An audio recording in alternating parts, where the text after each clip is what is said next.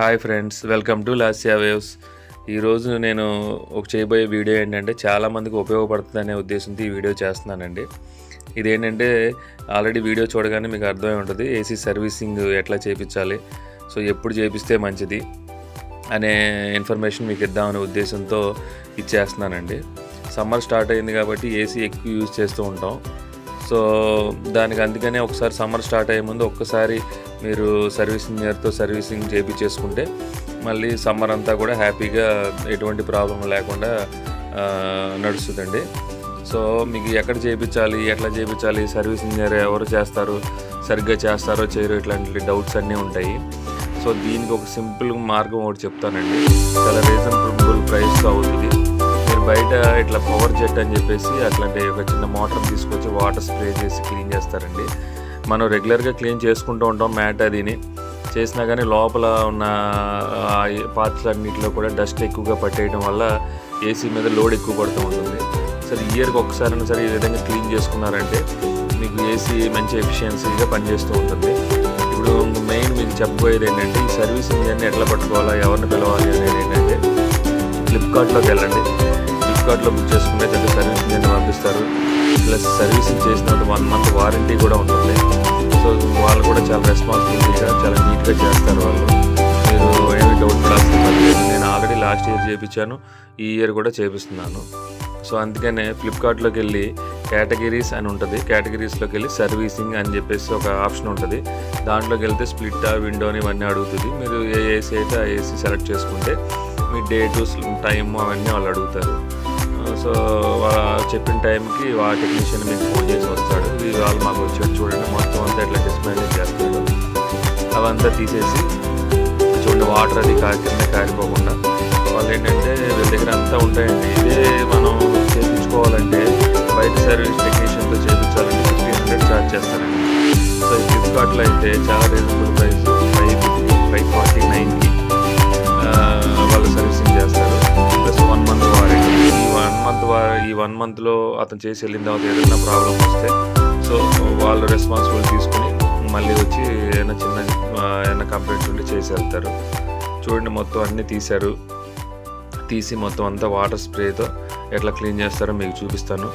వాళ్ళు మనకు ల్యాడర్ అది మనం ఏమన్నా కొంచెం హైట్ ఎక్కి చేయాలంటే మనం ప్రొవైడ్ చేయాలండి. చూడండి వాటర్ అది పెట్టేసి మొత్తం ఫుల్ క్లీన్ చేస్తాడు. ఏసీ మొత్తం డస్ట్ మనం ఏంటంటే లోపల అంత డీప్ క్లీనింగ్ మనం చేయలేమండి. జస్ట్ ఏంటంటే పై వరకు క్లీన్ చేసి వదిలేస్తాం అంతే. అట్లా కాకుండా వీళ్ళు వాటర్ స్ప్రే పెట్టేసి మొత్తం అంతా క్లీన్ చేస్తారు అనమాట. చాలా నీట్గా క్లీన్ అవుతుంది. మళ్ళీ కొత్త ఏసీలాగా రెడీ అయిపోతుంది. చూడండి అంత మురికంతగా అవుతూ ఉంటుంది. ఇంత డెప్త్ మనం క్లీన్ చేయలేము అనమాట. ఎందుకంటే ఎవరు కూడా సొంతంగా మనం చేసేట్లేనా ఈ పీకేసి అనవసరంగా ఏసీ డిస్టర్బ్ అయిపోతుంది.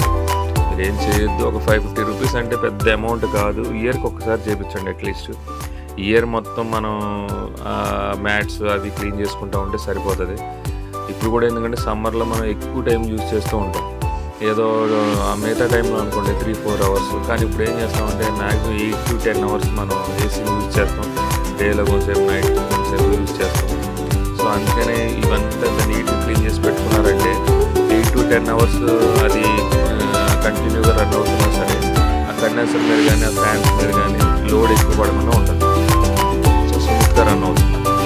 సో ఈ సమ్మర్ 2-3 మంత్స్ కూడా మనకి ఇబ్బంది లేకుండా చూడండి ఎంత చక్కగా క్లీన్ చేస్తున్నాడు. క్లీన్ చేసి క్లాత్ పెట్టి శుభ్రంగా తీసేస్తాడు అనమాట.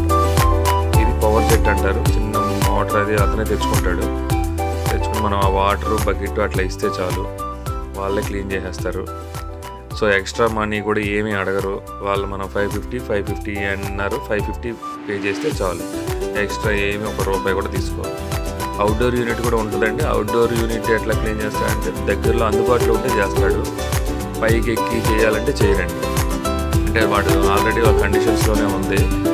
అవైలబిలిటీ ఉంటే దగ్గరలో ఉంటే చేస్తాము, లేదంటే కష్టం అని చేస్తున్నారు. సో అవుట్డోర్ యూనిట్ అంటే అంత పెద్ద ప్రాబ్లం లేదు. అయినా కానీ ఏమాత్రం అవకాశం ఉన్నా పాపం వాళ్ళు వాటర్ స్ప్రే ఒకసారి స్ప్రే చేస్తారు. మాదైతే క్లీన్ చేసాడండి, దగ్గరలోనే ఉందని క్లీన్ చేశాడు. చూడండి ఎంత నీట్గా క్లీన్ చేస్తారు. చూడండి దాంట్లో ఎంత మురికి వచ్చేస్తుందంటే బ్లాక్ కలర్లో వచ్చేస్తుంది. ఇదంతా క్లీన్ చేయలేదనుకోండి అదంతా మోటార్ చాలా లోడ్గా తిరుగుతూ ఉంటుంది అనమాట. ఎక్కువ కరెంట్ తీసుకుంటే ప్లస్ డ్యామేజ్ అవ్వడానికి తొందరగా ఏసీ పోవడానికి అవకాశం ఎక్కువ ఉంటుందన్నమాట. మనం ఎక్కువ కాస్ట్ కాదు కాబట్టి ఒక 550 అంటే ఇయర్కి ఒకసారి పెట్టారంటే మళ్ళీ 1 ఇయర్ వరకు చూడాల్సిన పని లేదు.